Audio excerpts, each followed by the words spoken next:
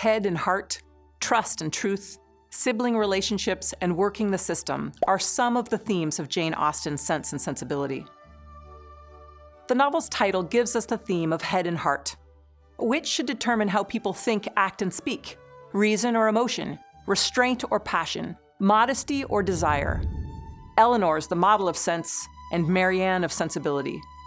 The novel suggests that neither extreme in and of itself leads to happiness. For example, Elinor and Edward are sensible young people who, by obeying the dictates of reason, honor, and social expectation, nearly abandon their genuine affection for each other. Conversely, Marianne and Willoughby, infatuated with romance and pleasure, damage their happiness, and in Willoughby's case, other people's lives, by rejecting restraint. In each case, balance is required to arrive at the novel's happy ending.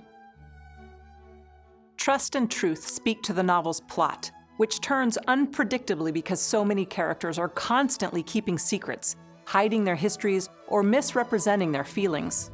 Some characters conceal their thoughts for commendable reasons. Elinor, for example, works hard not to upset others and to keep the secrets entrusted to her, and her reluctance to express her true feelings for Edward is dictated by her sense of propriety.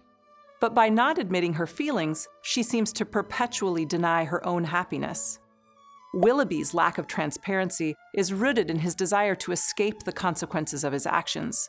Because Marianne's heart is so open, naive, and easily swayed by the charm and a handsome smile, she trusts Willoughby, and he plays his part so well that Mrs. Dashwood and even Elinor are fooled. Characters rely on rumors, misunderstandings, and assumptions based on appearances. The novel provides ample opportunity to examine how such misreadings affect interpersonal relationships. Jane Austen explores the contrasts in sibling relationships. Not only are Elinor and Marianne different, but other siblings display even greater differences. The open, friendly, generous Mrs. Palmer could hardly be more different from her chilly, greedy sister, Lady Middleton. Edward Ferrars is reserved, honorable, and self-sacrificing, while his brother Robert is extroverted, self-centered, and superficial. But Elinor and Marianne also share a similarity. They're both kind and honest, and they recognize and admire strengths in one another, and ultimately join head and heart.